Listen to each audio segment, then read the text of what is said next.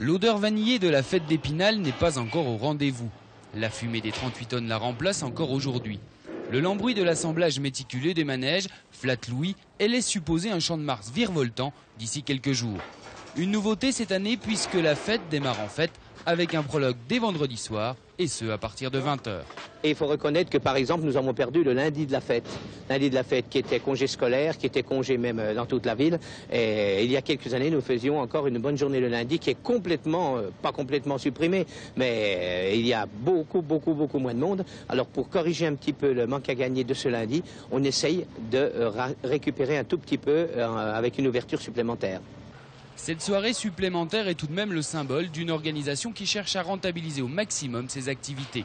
Épinal possède un champ de fête largement supérieur à sa population.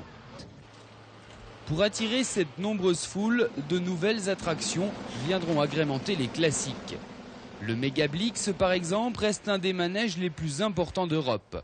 D'une longueur de 480 mètres et d'une vitesse maximum de 90 km/h, les sensations fortes y seront garanties. Première sensation au grand frisson, musique, couleurs et odeurs, rien ne manquait à cette ouverture officielle de la fête Saint-Maurice. En début d'après-midi, le public était déjà venu en nombre pour découvrir toutes les attractions.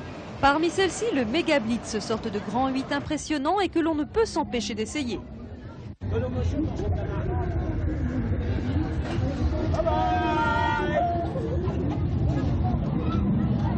C'est parti pour le grand frisson. Moins de 500 mètres après, la tête dans les nuages avec des pointes de vitesse à 60 km/h. Alors, comment se sent-on ?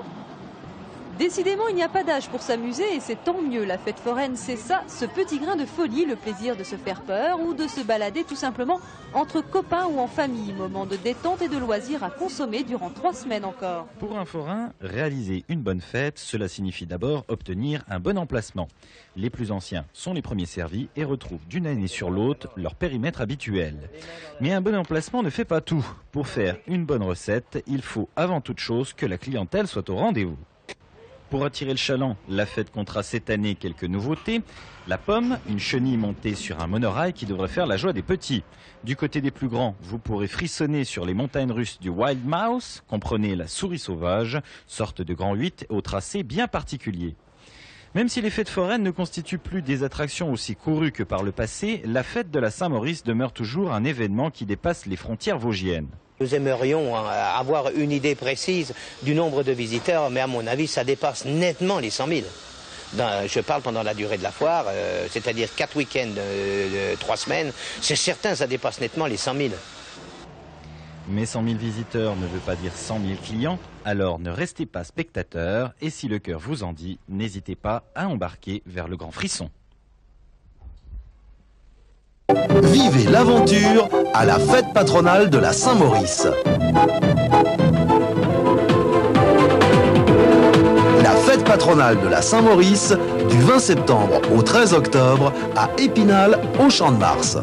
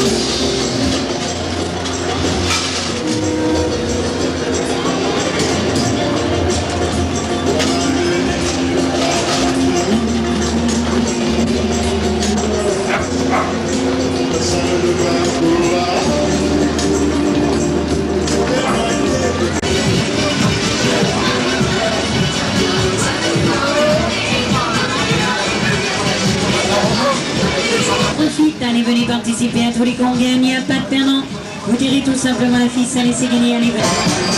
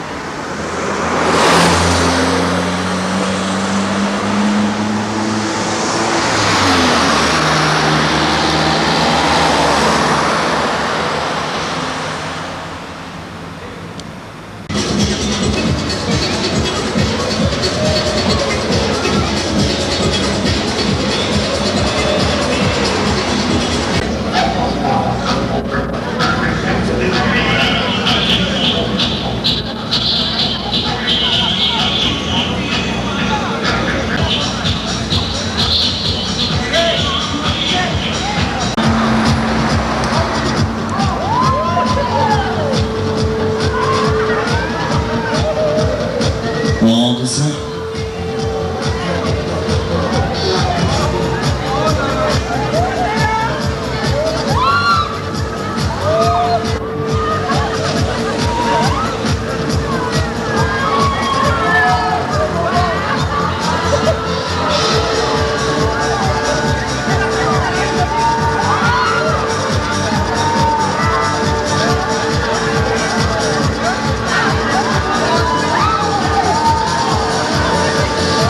C'est bon, c'est tout bon, hein, le sens ici.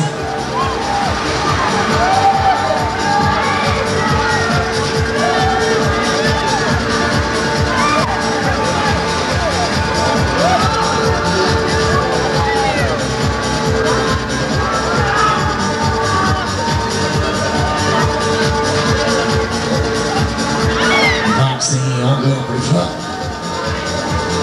C'est sur fond de funky music distillé par des haut-parleurs super puissants que la grande fête foraine d'Épinal a accueilli un public nombreux, jeunes en majorité. Sans parler des nouvelles attractions, l'atout majeur de cette année, c'est le temps. Casquettes, lunettes de soleil et t-shirt, le mercure pour cette première journée aura dépassé tous les espoirs, de quoi ravir les nostalgiques des vacances d'été.